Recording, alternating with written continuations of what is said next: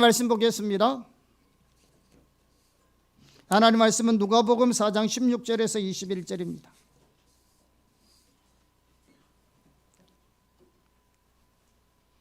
하나님 말씀은 누가복음 4장 16절에서 21절 같이 합독하겠습니다. 예수께서 그 자라나신 곳 나사렛에 이르사 안식일에 늘 하시는 대로 회당에 들어가서 성경을 읽으려고 서심해 선지자 이사야의 글을 들이거늘 책을 펴서 이렇게 기록된 데를 찾으시니 곧 주의 성령이 내게 임하셨으니 이는 가난한 자에게 복음을 전하게 하시려고 내게 기름을 부으시고 나를 보내사 포로된 자에게 자유를 눈먼 자에게 다시 보게 함을 전파하며 눌린 자를 자유롭게 하고 주의 은혜의 해를 전파하게 하려 하심이라 하였더라. 책을 덮어 그 맡은 자에게 주시고 앉으시니 회당에 있는 자들이 다 주목하여 보더라. 이에 예수께서 그들에게 말씀하시되 이 글이 오늘 너희 귀에 응하였느니라 하시니. 아멘. 우리가 지금 선교적 교회에 대해서 계속 살펴보고 있습니다. 선교적 교회는 무엇을 말하냐면 하나님의 구속이 인간의 영혼뿐 아니라 각 개인의 모든 영역, 그리고 인간 사회와 역사의 모든 영역, 더 나아가 창조 세계의 모든 영역을 구속하신 것이라는 복음의 포괄적 성격을 인식하고 예수님의 부활로부터 시작된 현재 이 모든 영역에서 구속의 역사를 하고 계시는 하나님의 새 창조의 역사에 모든 성도들이 삶의 모든 영역에서 적극적으로 동참하는 선교적 삶을 사는 교회를 말합니다. 이게 뭐라고요? 선교적 교회입니다. 그래서 우리가 선교적 교회의 삶을 살려면 무엇보다도 무엇을 알아야 되느냐? 복음의 포괄적 성격에 대해서 알아야만 합니다. 그래서 우리는 그것을 성경 이야기를 통해서 또는 출애굽 사건을 통해서 구속의 포괄적 성격을 그동안 살펴봤습니다. 두 주간 통해서. 또 그뿐만 아니라 우리는 예수님의 이 구속의 포괄적 성격을 예수님이 전하시고 구현하신 복음에서도 잘 볼 수 있습니다. 예수님이 구현하시고 전하신 복음을 한마디로 표현하면 하나님 나라의 복음이었습니다. 다시 말해서 예수님께서 전하신 복음의 핵심을 한마디로 말하면 하나님 나라가 임했다 라는 것이었습니다. 자, 마가복음 1장 14절에서 15절입니다. 자, 같이 합독하겠습니다. 요한이 잡힌 후 예수께서 갈릴리에 오셔서 하나님의 복음을 전파하여 이르시되 때가 찼고 하나님의 나라가 가까이 왔으니 회개하고 복음을 믿어라 하시더라. 자, 우선 이 구절에서 예수님은 때가 찼다라고 말씀하고 있습니다. 자, 이 말씀은 하나님의 경륜에 따른 구속의 결정적인 시점이 이르렀다 이 말입니다. 예수님의 구속 사역이 바로 임박했다 이 말입니다. 또한 예수님은 하나님의 나라가 가까이 왔다라고 말씀하고 있습니다. 이 가까이 왔다는 단어는 헬라어로 완료형입니다. 그러니까 이 말은 하나님의 나라가 이미 임했다 이렇게 말씀하고 있습니다. 그러니까 예수님이 전 공생애를 시작하면서 하나님의 나라의 복음을 전했는데 그것이 뭐냐면 하나님의 나라가 이미 임했다 이렇게 복음을 전했습니다. 자, 그럼 왜 예수님은 이 복음의 일성으로 제일 먼저 예수님이 복음을 전한다면서 하나님의 나라가 임하였다고 전했을까요?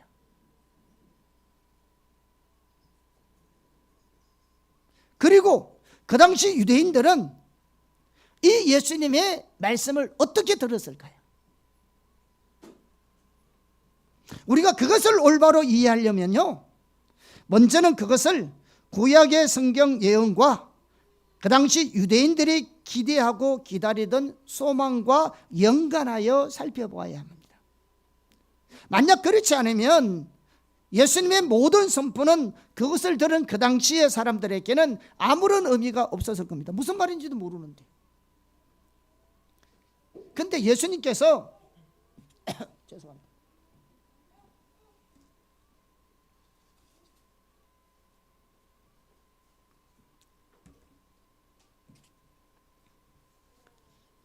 예수님이 하나님의 나라의 복음을 전했는데 만약에 듣는 사람이 그 말이 무슨 말인지 모르면 아무런 의미가 없잖아요. 그러니까 예수님이 처음 오셔서 공생애를 시작하시면서 복음을 전하는데 첫 번째 일성이 뭐냐? 하나님의 나라가 이미 임했다. 이럴 때는 듣는 사람들이 그게 무슨 말인지 알아들었을 거 아니야. 그렇죠? 아무런 뭐 알아들으면 아무런 의미가 없으니까. 또한 우리는 그것을 신약 성경의 정언을 토대로 살펴봐야 합니다. 그래야 하나님의 나라에 관한 구약의 약속이 어떻게 성취되고 있는지를 볼 수 있기 때문에 그렇습니다. 자, 그래서 그런 이런 부분을 중심으로 해서 살펴보기 원합니다. 첫째, 죄송합니다. 갑자기 지금 목이 이상하네요. 예수님 시대 이스라엘 백성이 기다리던 하나님의 나라. 자, 예수님 당시 유대인들은 바벨론 포로에서 돌아온 후에 짧은 기간 동안 독립을 쟁취했지만 이후로 계속해서 여러 나라의 지배를 받았잖아요. 지난번에 살펴봤듯이. 그리고 예수님 시대에 유대인들은 여전히 로마의 지배를 받고 있었고, 그래서 그들의 소망이 뭐냐? 이사야, 에스겔, 다니엘 이 같은 선지자들을 기초해서 그들은 새로운 출애굽을 사모하고 있었고, 지난번에 살펴본 것처럼 하나님과의 언약이 갱신되고 성전이 재건되고 죽은 자들이 다시 살아나는 그 마지막 날을 사모하고 있었습니다. 누가? 예수님의 시대의 유대인들이. 그런데 구약 시대부터 하나님의 나라는 하나님의 통치를 의미했습니다. 구약에서 나라 혹은 왕국을 의미하는 히브리 단어는 말쿠트입니다. 말쿠트라는 단어입니다.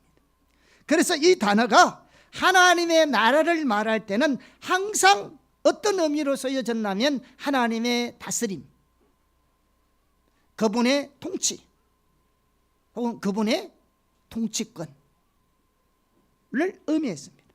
성경 여러 곳에서. 그래서 구약 성경은 하나님께서 이 나라를 가져오시되 메시아를 통해서 그리고 하나님의 성령을 통해서 가져오실 것이라고 말씀하고 있습니다.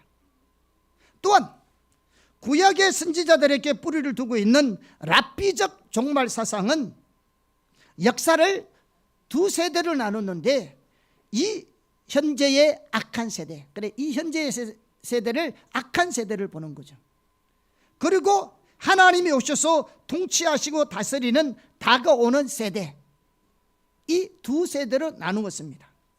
그래서 이 현 세대는 죄와 사망과 악의 세력이 다스리는 악한 세대, 반면에 다가오는 세대는 하나님께서 오셔서 다스림으로 거기에는 하나님이 아는 지식, 평화, 정의, 기쁨, 사랑, 이 가득한 변화된 시대를 말하고 있습니다.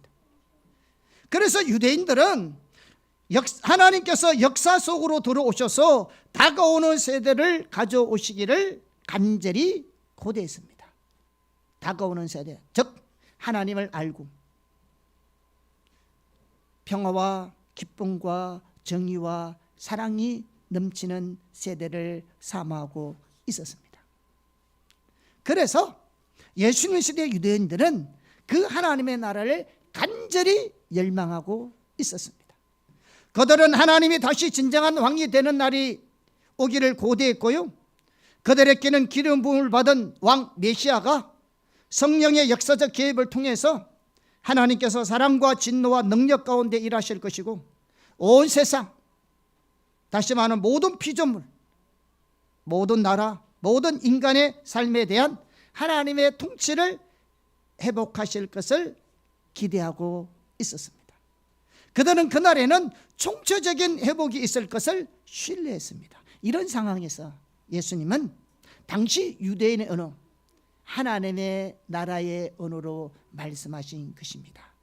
그리고 예수님은 자신이 바로 그 하나님의 나라를 위해 성취하시기 위해 오신 기름 부음 받은 왕이시고, 모든 피조물과 모든 인간의 삶을 회복해서 다시 전능하신 하나님의 통치 아래 살아가게 하려고 하나님의 영이 자신에게 임하셨다고 주장하고 있습니다. 이 소식은요, 그 당시에 정말로 엄청나고 놀라운 소식입니다. 이와 같이 그 당시 이스라엘 백성들이 기다리던 하나님의 나라는 모든 나라와 모든 인간의 삶에 있어서 하나님이 통치하는 삶이 회복되는 것이 포함된 포괄적인 성격이었습니다. 하나님의 나라를 보더라도 하나님의 구속은 포괄적인 겁니다. 자, 둘째, 예수님이 구현하시고 선포하신 하나님의 나라, 예수님이 오셔서 전하시고 구원하신 하나님의 나라 또한 단순히 우리의 영혼 구원만이 아니라 인간 삶의 모든 영역, 더 나아가서 하나님의 모든 창조 세계를 새롭게 하시는 포괄적인 성격의 것이었습니다. 우리는 성경 몇 구절만 봐도 알 수 있는데요, 대표적인 성경 구절 세 구절만 우리가 살펴보겠습니다. 먼저 누가복음 4장 16절에서 21절입니다. 자, 보겠습니다.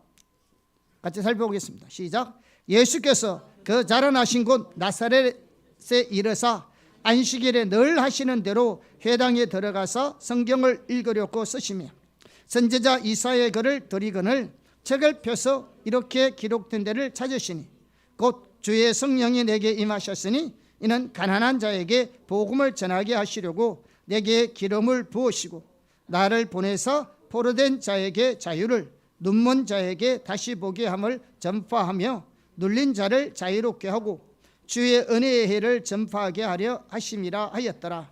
책을 덮어 그 맡은 자에게 주시고 앉으시니 해당에 있는 자들이 다 주목하여 보더라.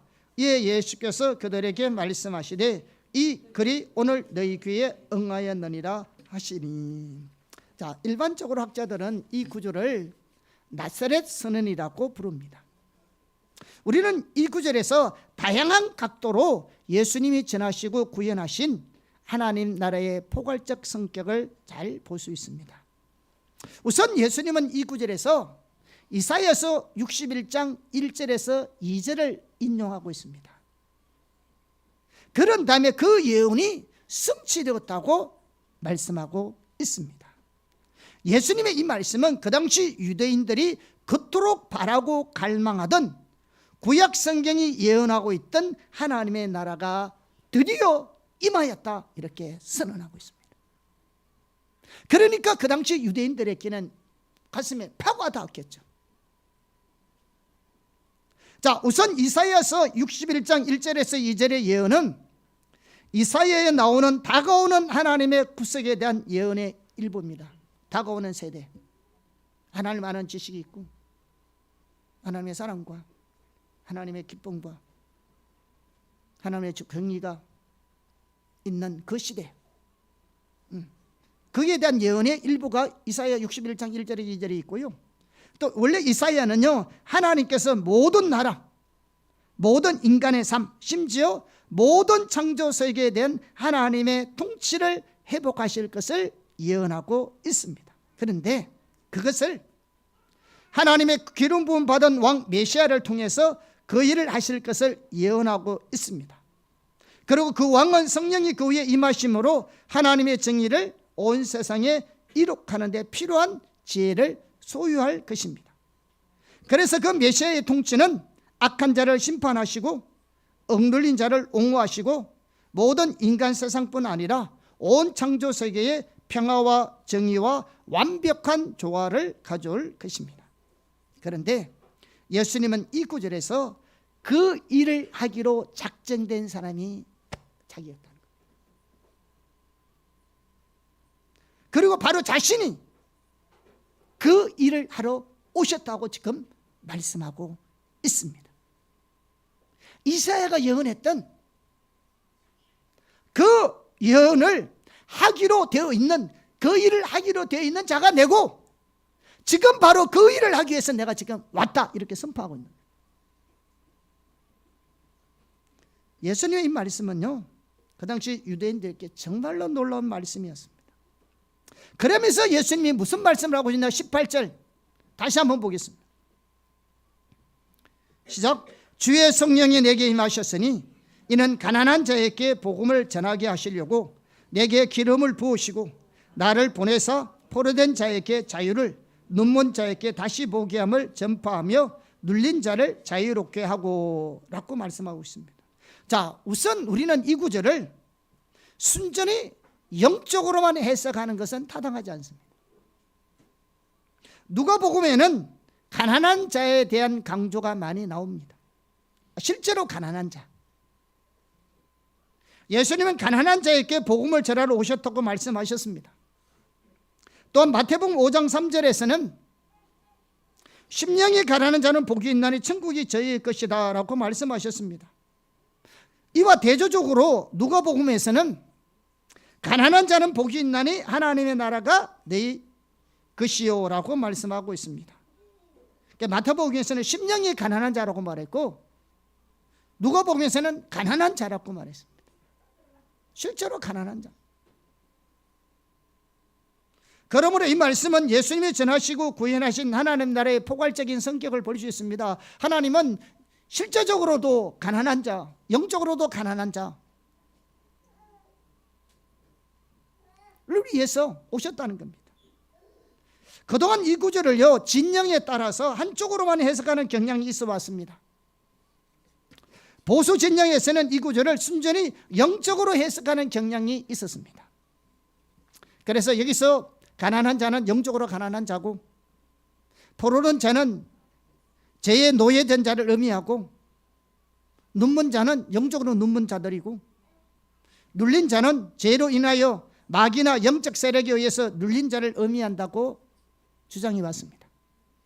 그런데 하나님의 나라에 대해 성경이 일관되게 분명하게 밝히고 있는 특징 중에 하나가 뭐냐? 하나님의 나라는 공의의 나라입니다.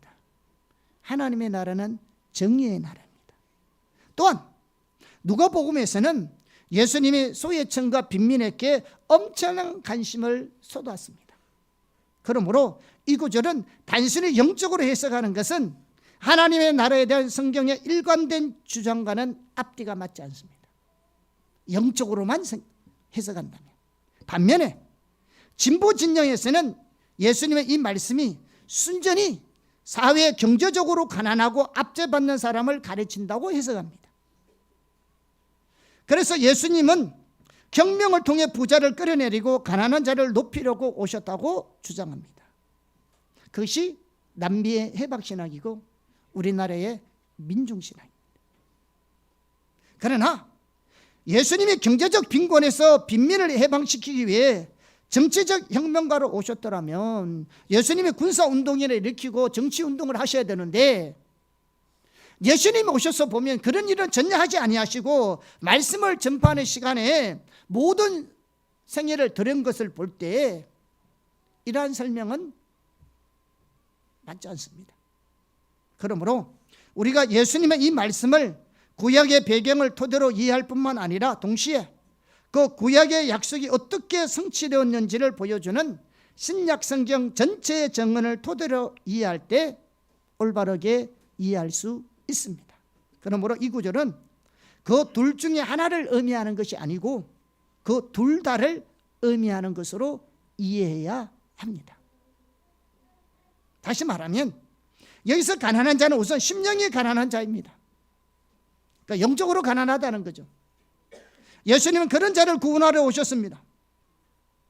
예수님이 구원하시는 가난한 자는 자신이 영적으로 파산 상태, 자신에게는 어떤 선한 것도 없는 존재임을 인식하고 자기의 선행조차도 동기가 불순하다는 걸 인정하고 오직 하나님의 자비롭고 값없는 은혜만으로만 구원받을 수 있다는 것을 기꺼하게 인정하고 받아들이는 자입니다. 이게 심령이 가는 자. 부자도 영적으로 가난하면 구원받을 수 있고 가난한 자도 자신을 낮추지 않으면 구원받을 수 없습니다. 아울러 예수님은 사회에 경제적으로 가난하고 압제받는 사람을 회복시키기 위해서도 오셨습니다. 또 이런 것을 우리가 또 잘 볼 수 있는 부분이 어디 있냐면 복음서가 예수님께서 감당하신 하나님 나의 사역을 설명하면서 사용한 헬러 단어가 있습니다. 그 단어를 보더라도 잘 알 수 있는데 그 단어가 소조라는 단어입니다. 구원하다, 우리나라 말로는 구원하다는 뜻입니다. 복음서에서 소조라는 단어는 단순히 영혼 구원만을 위해서 사용되지 않았습니다. 우리는 구원하다 그러면 만날 영혼 구원만 생각하잖아요. 제가 누누이 얘기하지만 성경에서 구원은 영혼 구원을 말하는 부분은 그렇게 많지 않습니다. 구원은 다양합니다.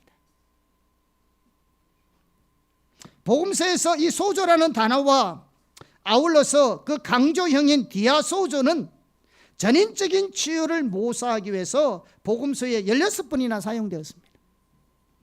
자, 한 예를 들면 마태복음에 보면 12회를 혈루증으로 고통당하는 여인을 예수님께서 치유하신 사건을 기록하면서 이렇게 말씀하고 있습니다. 마태복음 9장 20절에서 22절입니다. 같이 보겠습니다. 12해 동안이나 혈루증으로 앓는 여자가 예수의 뒤로 와서 그 겉옷가를 만지니 이는 제 마음에 그 겉옷만 만져도 구원을 받겠다 함이라. 예수께서 돌이켜 그를 보시며 이르시되 따라 안심하라, 내 믿음이 너를 구원하였다 하시니 그 여자가 그 즉시 구원을 받으니라. 자, 이 구절을 보니까 이 구원을 몇 번 나옵니까? 3번이나 구원에 대한 단어가 나옵니다. 이 구원은 무슨 구원을 말할까요? 문맥으로 보면 분명하게 알 수 있대. 소위 영혼 구원을 의미하는 것이 아니라 치유를 의미합니다. 치유받았다는 말이죠.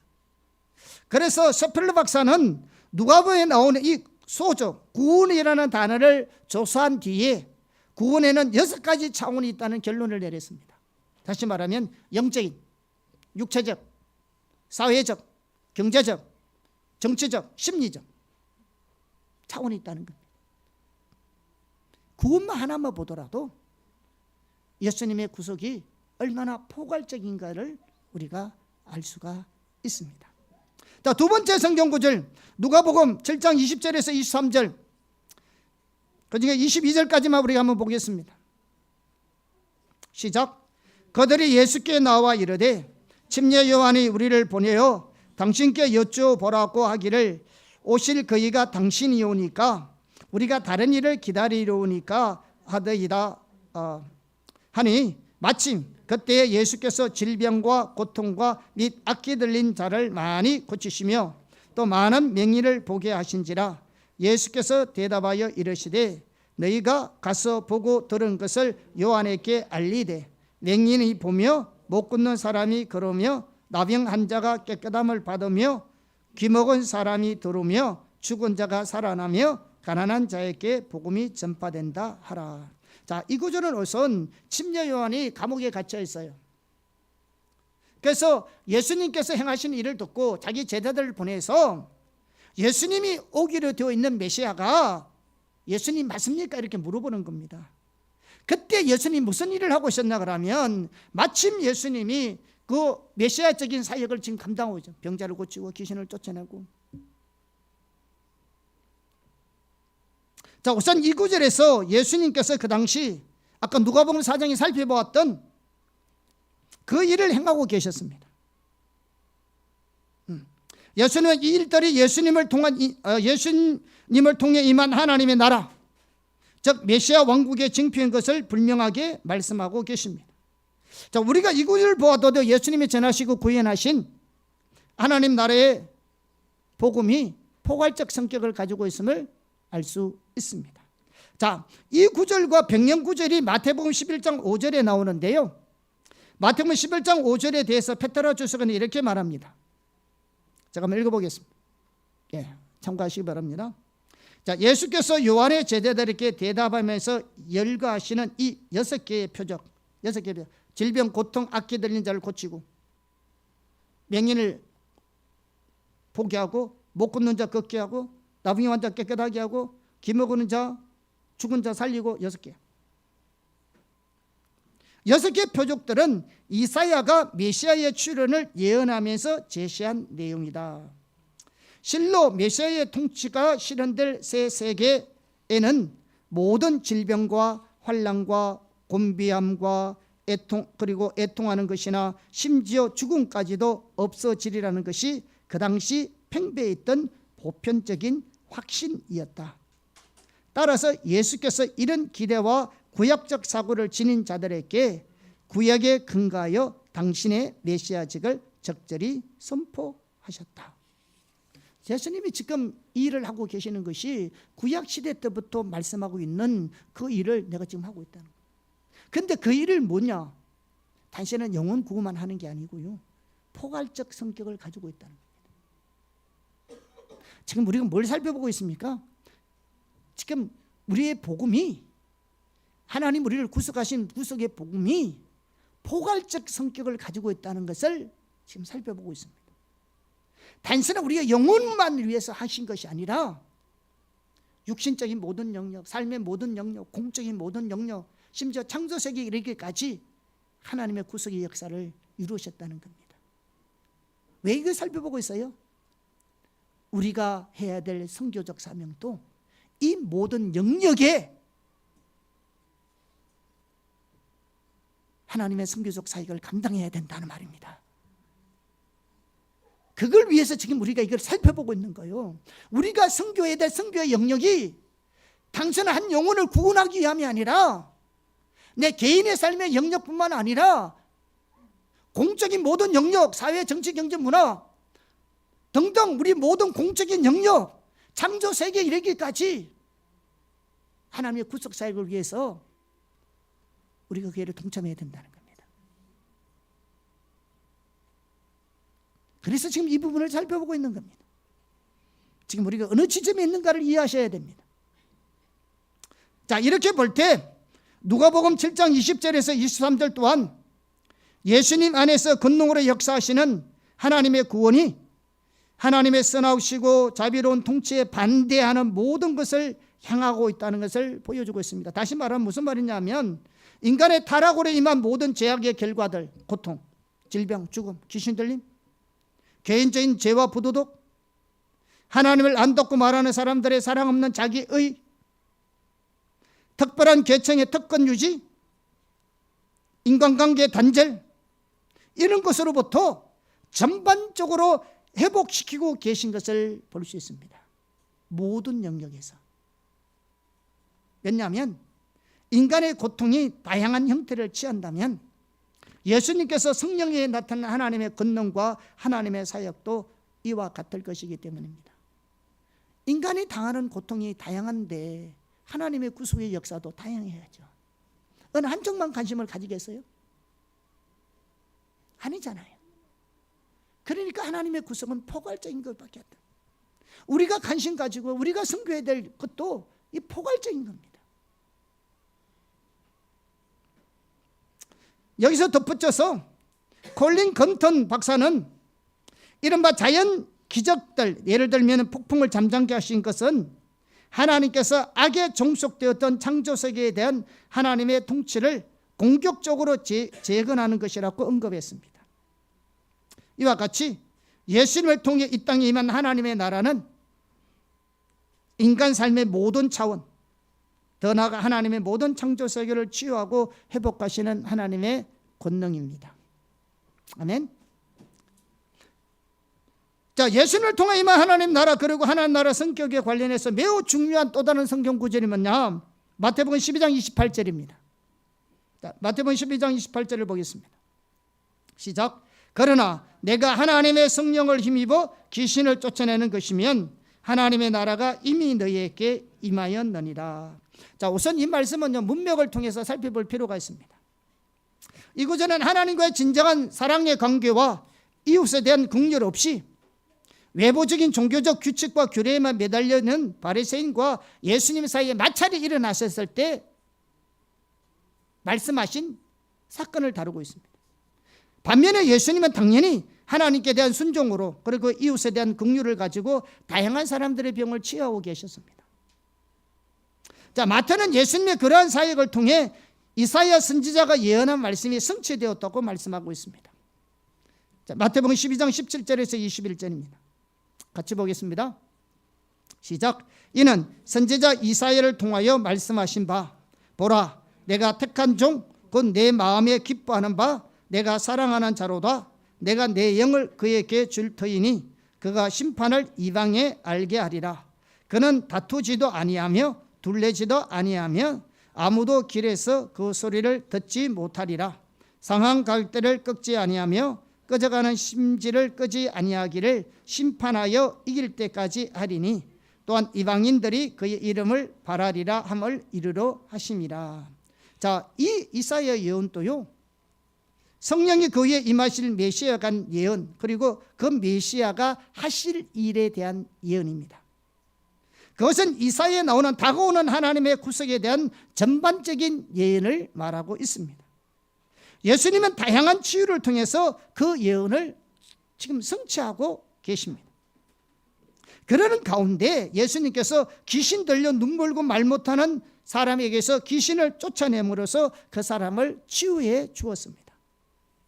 그랬더니 바리새인들이 예수님께서 성령의 능력을 하고 있는 이 일을 귀신의 왕 바엘세불을 힘입어서 그 일을 하고 있다고 말씀한 거죠. 그 바리새인에 대한 답변을 예수님이 반응 28절을 말씀하고 있는 겁니다. 뭐라고요? 내가 하나님의 성령을 힘입어 귀신을 쫓아내는 것이면 하나님의 나라가 이미 너희에게 임하였느니라. 예수님은 이 구절에서 하나님의 나라가 이미 임하였다고 말하고 있습니다. 그리고 예수님은 자신을 통해 나타난 성령의 강력한 역사가 하나님의 나라가 이미 임한 것임을 분명하게 증거하고 있다고 말씀하고 있습니다. 또한 성경은 예수님의 이러한 행동이 이사야가 예언한 내용을 성취하고 있는 것이라고 말씀하고 있습니다. 이와 같이 예수님이 전하시고 구현하신 하나님 나라의 성격은 포괄적인 겁니다. 자, 세 번째, 마지막으로 완성될 하나님의 나라입니다. 자, 예수님께서 감당하신 하나님 나라의 사역을 완성될 하나님 나라의 모습에 비추어서 이해하면요, 예수님께서 구현하시고 전하신 복음이 얼마나 포괄적 성격인가를 또 알 수 있습니다. 자, 하나님의 나라는 두 단계로 임합니다. 우리가 잘 알다시피 하나님의 나라는 예수님의 삶을 통해서 이 땅에 이미 임했습니다. 그러나 그것의 완성은 미래로 남아 있습니다.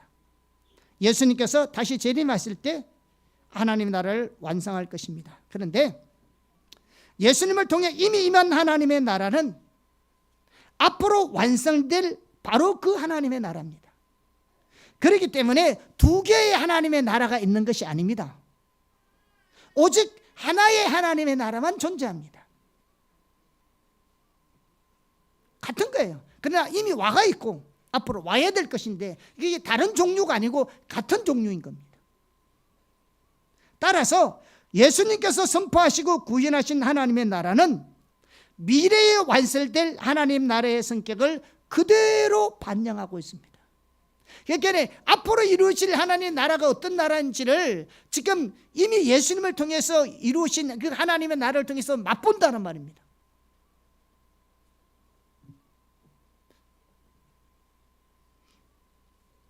그래서 이미 도래한 하나님의 나라와 미래에 도래할 하나님 나라 사이의 관계를 잘 볼 수 있는 구절이면요, 마가복음 10장 15절입니다. 자, 한번 보겠습니다. 시작. 내가 진실로 너희에게 이르노니 누구든지 하나님의 나라를 어린아이와 같이 받들지 않는 자는, 이 받들지 않는다는 것은 이걸 받든다는 말이 아니고 받아들이는 걸 말합니다. 받아들이지 않는 자는 결단코 그곳에 들어가지 못하리라 하시고, 자, 이 구절에서 예수님은 현재 하나님의 나라를 받아들이는 자가 미래의 그곳을 들어갈 것이라고 말합니다. 그러니까 현재의 하나님의 나라나 미래의 하나님의 나라는 같은 겁니다. 그래서 지금 그 하나님의 나라를 받아들이면 자가 그 미래의 하나님의 나라도 들어간다는 말이에요. 자, 미래에 완성된 하나님의 나라는 어떤 모습일까요? 우리가 잘 알다시피 우리가 몇 구절 보면 금방 알 수 있습니다. 구약 성경 중에 미래 환상의 절정은 이사야에서 볼 수 있습니다. 자, 이사야 65장 17절에서 25절입니다. 같이 보겠습니다. 자, 보라, 내가 새 하늘과 새 땅을 창조하느니 이전 것은 기억되거나 마음에 생각나지 아니할 것이라. 너희는 내가 창조하는 것으로 말미암아 영원히 기뻐하며 즐거워할지니라. 보라, 내가 예루살렘을 즐거운 성으로 창조하며 그 백성을 기쁨으로 삼고 내가 예루살렘을 즐거워하며 나의 백성을 기뻐하리니 우는 소리와 부르짖는 소리가 그 가운데서 다시는 들리지 아니할 것이며 거기는 날수가 많지 못하여 죽는 어린이와 수완이 차지 못한 노인이 다시는 없을 것이라. 곧 100세에 죽는 자를 젊은이라 하겠고 100세가 못되어 죽는 자는 저주받은 자이리라. 그들이 가옥을 건축하고 그 안에 살겠고 포도나무를 심고 열매를 먹을 것이며 그들이 건축한 데에 타인이 살지 아니할 것이며 그들이 심은 것을 타인이 먹지 아니하리니 이는 내 백성의 수완이 나무의 수완과 같겠고 내가 택한 자가 그 손으로 일한 것을 길이 누릴 것이며 그들의 수고가 헛되지 않겠고 그들이 생산한 것이 재난을 당하지 아니하리니 그들은 여호와의 복된 자의 자손이요 그들의 후손도 그들과 같을 것임이라. 그들이 부르기 전에 내가 응답하겠고 그들이 말을 마치기 전에 내가 들을 것이며 이리와 어린 양이 함께 먹을 것이며 사자가 소처럼 즙을 먹을 것이며 배변 흙을 양식으로 삼을 것이니 나의 성산에서는 해함도 없겠고 상함도 없으리라. 여호와께서 말씀하시니라. 아멘. 여러분 보세요. 하나님의 새 창조 세계는 슬픔과 눈물도 없고 풍성한 삶을 누리고 일에 대한 만족된 보장이 있고 좌절된 노동의 저주도 없고 안전하고 즐거운 환경으로 말씀하고 있습니다. 이 놀라운 하나님의 약속이 궁극적으로는 새하늘과 새 땅에서 완성될 것임을 말해주고 있습니다. 특히 신약 성경에 의하면 그 새하늘과 새 땅에는 죽음도 병도 더 이상 존재하지 않는 것을 말하고 있습니다. 계시록 21장 1절 4절 보겠습니다. 계시록 21장 시작. 또 내가 새 하늘과 새 땅을 보니 처음 하늘과 처음 땅이 없어졌고 바다도 다시 있지 않더라. 모든 눈물을 그 눈에서 닦아주시니 다시는 사망이 없고 애통하는 것이나 곡하는 것이나 아픈 것이 다시 있지 아니하리니 전 것들이 다 지나갔음이리라. 아멘. 그것은 더 이상 죄, 사탄의 세력, 질병, 심지어 죽음도 존재하지 않을 것입니다. 그것들은 모두 하나님 나라의 능력으로 완전히 패배하기 때문에 그렇습니다. 그러므로 우리가 오늘 하나님 나라에 들어가는 것이나 하나님의 나라를 받아들인다는 것은 죄와 그 세력으로부터 인간의 삶을 회복하고 치료하고 자유케 하는 하나님의 능력을 경험하기 시작하는 것을 말합니다. 예수께서 감당하신 하나님 나라의 사역은 바로 그 완성될 하나님의 나라의 성격을 그대로 반영해 주고 있습니다. 이와 같이 우리는 예수님께서 전하시고 구현하신 하나님 나라의 복음에서도 하나님의 구속과 복음의 포괄적 성격을 잘 볼 수 있습니다. 또 이러한 복음의 포괄적 성격이 우리의 선교의 포괄적 성격이기도 합니다. 자, 폴 스티븐스는 모르티메 아리아스의 책을 참여하면서요, 예수님께서 선교하시고 구원하시고 실행에 옮기신 하나님의 나라의 포괄적 성경을 참 잘 정리하고 있습니다.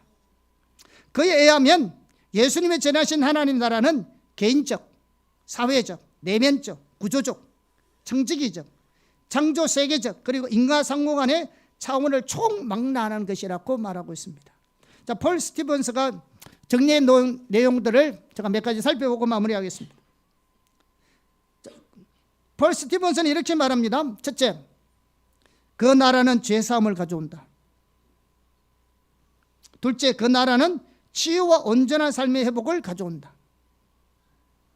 셋째, 그 나라는 죄인들, 가난한 자, 부자와 더불어 공경연하게 음식을 나누는 자리를 마련함으로써 공동체를 회복시킨다. 자, 아리아스는요, 먹고 마시는 행위는 곧 선포의 행위였다고 주장합니다. 사회에서 죄인 취급받는 자와 소외된 자들과 공경연하게 음식을 먹는 행위는 그 나라의 새로운 질서를 선포하는 예수의 가장 도발적인 행위였다라고 말했습니다. 세상에서 소외된 자들, 어려운 자들과 함께 같이 밥 먹는 거, 여러분, 이거 굉장히 중요한 요소입니다. 넷째, 예수님은 집합적이고 제도적이며 구조적인 죄를 비난했으며 특히 가난한 자와 억눌린 자를 못살게 구는 잘못을 크게 지적했다. 그는 착취와 억압을 일삼는 사회제도의 일부로서 종교적 편협성과 우상숭배적 성격을 지닌 서기관 제도를 비난했다. 그러므로 예수님이 구현하시고 선포하신 하나님 나라는, 더 나아가 우리의 선교는 창조 세계에 대한 청지기직, 또 경제 정의, 공동체 건설, 하나님과의 관계 회복, 공동체의 회복, 이웃을 돌보는 일 등을 모두 포함합니다. 왜? 그게 예수님의 구속사역에서 이루어놓은 일이고, 그게 하나님의 나라가 이 땅에 임한 하나님의 천국이기 때문에 우리도 이런 일에 관심을 가지고 하나님의 이 일을 우리를 통해서 행할 수 있도록 교회가, 우리 개인이 우리 삶의 영역에서 동참해야 될 줄 믿습니다. 무관심하면 안 돼요. 아울러 우리의 구원과 선교도 영적, 육체적, 경제적, 정치적, 사회적, 심리적 차원을 다 포함하기 때문에 하나님께서 우리를 통해서 이런 하나님의 구속의 역사를 이루시고 많은 사람들에게 이런 은혜를 함께 동참하게 되기를 예수님을 축복합니다. 이런 우리가 관심을, 그래서 하나님의 성령의 은혜와 능력과 역사들이 필요한 것이고,